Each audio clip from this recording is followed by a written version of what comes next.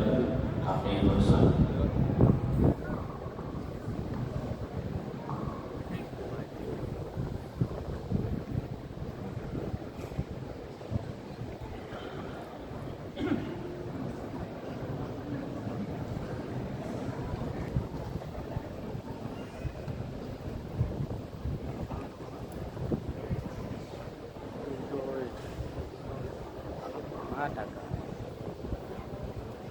Assalamualaikum warahmatullahi wabarakatuh. Alhamdulillah, alhamdulillahilladzi arsala rasulahu bil huda wa dinil haqq liyudhhirahu 'ala dinihi wa 'ala alihi wa ashabihi ajma'in. Rabbi ishrah li sadri wa yassir li amri wahlul 'uqdatam min lisani yafqahu qawli. Para saja pandai di mama gunung dan luar, pemuda, pemudi, serta hadirin dan hadirat rahimahullah. Bersyukur rasanya pada hari Jumat yang penuh berkah ini Allah berikan kesempatan untuk kembali pulang ke ranah Minang dan kembali bersujud di Masjid Raya ini. Insya Allah ini membawa keberkahan bagi kita semua. Wabil khusus saya ingin menyapa khotib sekaligus imam besar Masjid Raya Saruman Khatib Al-Benan Nabawi, Bapak Kiai Haji Rahimul Amin, juga imam kita tadi Dr. Sari bin Sumit, serta pimpinan kantor Masjid Raya Bapak Heus Nasir dan Muadzin yang indah sekali perlu suaranya, Haji Ridwan. Para hadirin rahimahullah, jamaah salat Jumat yang berbahagia. Saya bersyukur sekali, alhamdulillah, siang hari ini kita kembali bisa bersilaturahmi di tempat ini, di masjid ini, masya Allah penuh. Kita semua bersujud di sini. Sekali lagi, insya Allah silaturahmi menjadi silaturahmi bawa berkahan bagi kita semua. Boleh saya baca pantun? Boleh pantun. Syukur, saya pribadi bersyukur bisa kembali bersilaturahmi. Tanah Minang ini tempat yang punya banyak sejarah di dalam republik kita. Minangkabau ini selalu punya tradisi dua arah. Apa tradisi dua arah itu? Satu, menuntut ilmu. Dua, merantau dari surau ke dunia dan dari nagari ke negeri. Tradisi ini menunjukkan bahwa ilmu sebaliknya membuat kampungnya hadir dimanapun dia berbicara. Saya baru saja malam kembali dari perjalanan ke Belanda dan ke Eropa, ke Jerman. Baru tadi malam tiba di rumah. Dan ketika di sana berjumpa dengan begitu banyak orang-orang Minang yang berada di rantau. Dan ketika di rantau, dia bawa kampungnya. Salah satu tempat di Den Haag yang saya datangi adalah tempat yang masakannya paling disukai nomor satu di dunia. Apa itu? Rendang. Dan restoran paling populer di sana. Nanti saya tunjukkan di sosial media, di Instagram. Ibu bapak bisa saksikan nanti. Dan itu menggambarkan tradisi ratusan tahun, bukan sekarang saja. Tapi juga yang menarik, surau di tanah ini, di ranah Minang ini punya tempat tersendiri. Mudah-mudahan tradisi ini dijaga. Kenapa? Karena dari ranah Minang kita saksikan surau bukan sekedar tempat untuk ibadah. Surau ini juga tempat untuk belajar, untuk musyawarah, bahkan untuk membentuk arah hidup anak negara. Surau Harus kita jadikan sekarang ini kembali jadi pusat ilmu, jadi pusat solidaritas, dan pusat solusi-solusi, bukan saja tempat singgah saat panggilan adzan itu tiba, bukan saja tempat singgah saat Jumat itu datang. Mengapa ini penting? Karena kita saksikan dalam perjalanan sejarahnya di Ranah Minang ini, di tempat ini, di tanah ini, di Ranah Minang, lahir ulama-ulama besar yang mengajarkan bahwa iman dan akal. Saya sedang berkomunikasi dengan seorang dokter Ranah Minang yang beliau ahli ekonomi. Kemudian beliau mengirimkan pada saya pesan, namanya adalah Dr. Fitz. Dr. Fitz ini saat ini mengajar di Fakultas Ekonomi di Universitas Indonesia. Nah, pada saat saya berkirim WA, Fit Adrison namanya, dia bilang, saya kira Bung Andi sedang di Eropa. Tidak, saya sudah sampai di Minang. Jarak Eropa dan Minang itu pendek. Jembatannya apa? Berpikir rasional, menggunakan akal sehat. Dan di sini tempat di mana para ahli ulama sejak dahulu menunjukkan bahwa iman dan akal tidak bertentangan. Syekh Ahmad Habib, murid-muridnya dan generasi sesudahnya menunjukkan bahwa berpikir maju adalah bagian dari iman, dan masyarakat Minang telah menunjukkan. Yang menarik juga, saya boleh sampaikan di sini, orang Minang ini selalu percaya bahwa kemuliaan tidak datang dari harta, tapi datang dari harga diri. Kemuliaan tidak datang dari harga, tapi dari harta, dari harga diri. Itulah sebabnya pepatah bilang, adat basan di syarat basan di kitabullah. Kemandirian ekonomi dan martabat tumbuh ketika nilai itu dijaga. Hari ini, ibu sekalian, dunia kita makin bising, banyak informasi benar dan banyak informasi yang diputar-balikan. Betul ya? Kita sudah merasakan, bukan? Banyak yang diputar-balikan. Karena itu kami mengharap semuanya, mari kita jaga supaya orang Minang selalu punya cara untuk bisa menautkan yang jauh.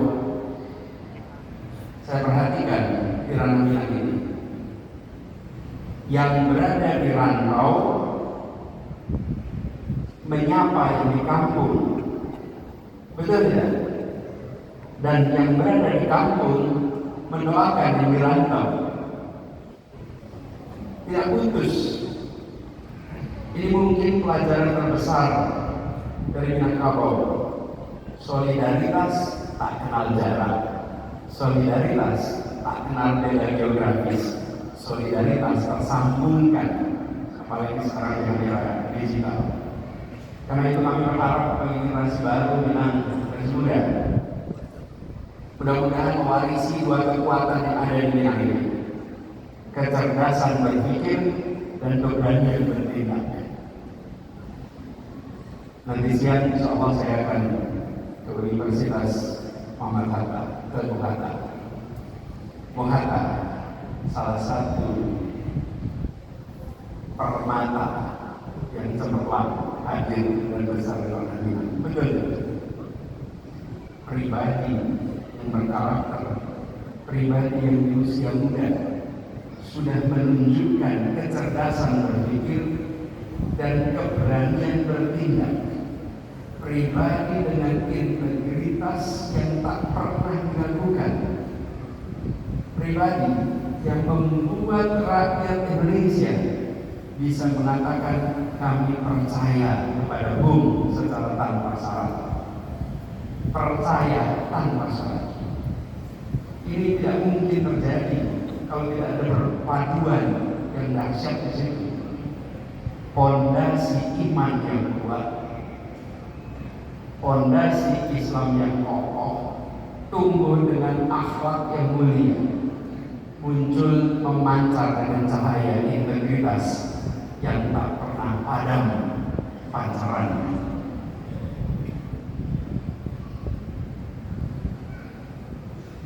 Khatib tadi mengingatkan pesan dari bumi bahwa kau sekarang ada di punggungku, tapi kelak kau akan masuk dalam perutku. Pesan ini disampaikan Khatib tadi. Hari ini Bung Hatta sudah tidak ada di punggung bumi, dia ada di dalam perut bumi, tapi cahayanya tidak padam walau ada di dalam perut bumi. Mudah-mudahan ke depan generasi muda Minang terus bisa meneruskan paduan ini, menjadikan Sumatera Barat bukan hanya tempat tanah asal pahlawan, tapi terus menjadi tanah di mana gagasan-gagasan besar bagi masa depan Republik ini terus bermunculan. Jangan padam. Saya datang ke sini bukan untuk mencerahkan, saya datang ke sini untuk tercerahkan oleh masyarakat di Sumatera Barat. Saya datang ke sini ingin charging. Kalau baterai itu ada habis, kan saya supaya tidak habis, charge ulang. Ngecharge kemana? Ngecharge ke ranah Minang ini. Datang ke sini untuk ngecharge menyerap lagi, karena di sini punya semangat yang luar biasa yang tak bergoyang. Pemilu kemarin di banyak tempat banyak jual beli suara, betul? Di sini tak ada yang menjual suara. Di sini tidak laku jualan itu. Dia bilang, jangan kau bayar harga diriku, karena harga diriku tidak diperjualbelikan.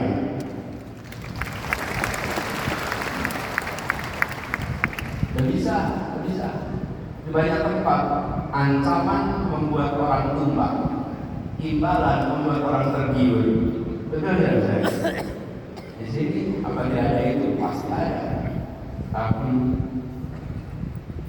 masyarakat Minang ini, orang Minang terbukti diancam tak bergeming, diberi imbalan tidak tertarik. Insyaallah masyarakat Minang terus istiqomah dalam perjuangan untuk Indonesia yang lebih baik ke depan. Ini kalau saya teruskan bahaya nanti, jangan terus-terusan, jangan. Karena itu sebenarnya saya kena khotbah di sini. Kalau saya khotbah nanti bisa offside. Nah, terus kalian rindu kita atas Indonesia yang lebih adil ke depan. Rindu kita atas Indonesia yang seperti yang dicita-citakan oleh para pendiri Republik ini. Dan banyak pendiri Republik ini yang memikirkan Republik ini datang ke tempat ini. Saya ketika masih sekolah, masih kecil, saya banyak baca buku biografi.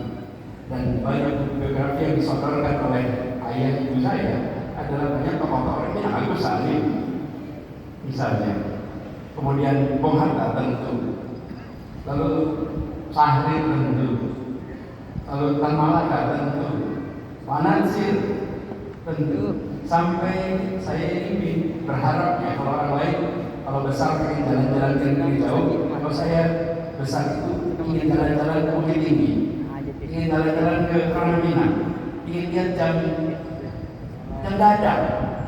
Akhirnya saya kuliah tahun ketiga berhasil sampai ke Minang. Saya naik bis dari Padang sampai ke Bukit Tinggi. Sampai di sana lihat jam dadak. Ternyata tidak sebesar yang ada di foto. Saya bayangkan jam dadak itu besar sekali. Kalau sampai di sana ternyata ukuran kecil. Tapi ketika saya berhenti menyaksikan lembah Ranah Siarut, indah yang luar biasa. Di pagi hari embun menutup kawasan itu, dingin tempatnya. Pada waktu itu terbayang dalam pikiran saya imajinasi pada masa awal 1900-an, pada saat anak-anak muda itu tumbuh besar di tanah ini. Tidak aneh alam yang indah ini merangsang pikiran-pikiran jernih, cerdas bermunculan dari tanah ini. Insya Allah pikiran-pikiran cerdas jernih itu terus bermunculan di masa yang akan datang. Dan saya membayangkan hari ini perjuangan kita tidak lebih ringan bila dulu orang tua kita melawan orang yang secara tampilan berbeda, bahasanya beda, warna kulitnya beda, budayanya beda. Hari ini kita menegakkan keadilan berhadapan dengan orang yang bahasanya sama, warna kulitnya sama, budayanya sama. PR kita jauh lebih besar, tapi kita yakin bila barisan orang-orang yang ingin perubahan ini istiqomah, insya Allah kita bisa ubah sama-sama masa depan Republik ini. Dan itu artinya kesempatan bagi kita untuk terus berjuang bersama. Insya Allah saya minat pesan ini terus bergaul di seluruh Indonesia. Karena itulah hari ini kita bersama-sama di Masjid Raya yang dari tampilannya saja terasa luar biasa. Dari jauh, dari luar kita menyaksikan ini masjid yang beda dengan yang lain. Tidak ada duanya di muka bumi ini. Tidak ada duanya di muka bumi ini. Kalau ukuran lebarnya mungkin ada yang lebih besar, tetapi keindahan ekspresi budayanya tidak ada yang sama seperti ini. Di masjid ini seakan kita diingatkan untuk berhenti sejenak dari hiruk pikuk yang kita jalani sehari-hari. Di dunia yang makin bergerak cepat, yang serba bergerak cepat, setiap kembali ke masjid, kita diingatkan tentang prinsip-prinsip sederhana di masjid ini. Seperti juga di masjid yang lain, tidak ada VIP dan non-VIP. Rakyat jelata yang tak punya harta berani jalan sampai ke sop pertama dan duduk sama sejajar dengan siapapun yang hadir tempat ini, apapun pangkatnya. Tidak ada tempat seperti itu selain masjid. Datang ke tempat acara ada tempat-tempat khusus untuk orang-orang khusus. Di masjid tidak ada itu semua. Dan tidak ada yang merasa, oh karena saya tak punya harta, biarkan saya duduk di belakang. Oh karena saya tak punya ilmu, biarkan saya duduk di belakang. Tidak ada. Di masjid semua punya percaya diri untuk duduk di saf yang pertama. Ini mengingatkan di negeri ini harus bisa memberikan kesempatan yang sama. Siapapun berhak untuk berada di saf yang paling depan. Siapapun berhak untuk mendapatkan kesempatan yang sama. Ini pesan dari masjid untuk semua soal kesetaraan. Karena itulah di dalam dunia yang bergerak cepat ini, setiap kembali masjid kita merenung sejenak. Kembali masjid bukan untuk mundur, tapi untuk kembali ke poros, diingatkan atas pesan-pesan mendasar tentang kesetaraan. Karena dari poros itulah langkah kita untuk maju menjadi lebih tenang, lebih terawal. Semoga silaturahmi ini bawa keberkahan bagi semuanya. Titip salam hangat dan hormat untuk seluruh keluarga yang mungkin pada siang hari ini belum berjumpa. Salam untuk teman kerja, salam untuk sahabat, salam untuk tetangga. Sampaikan kepada semua, mari kita terus jalankan ikhtiar kita untuk Indonesia yang lebih baik di masa yang akan datang. Terima kasih, kurang lebih mohon dimaafkan. Nasrullah warahmatullahi wabarakatuh. Assalamualaikum warahmatullahi wabarakatuh. Waalaikumsalam.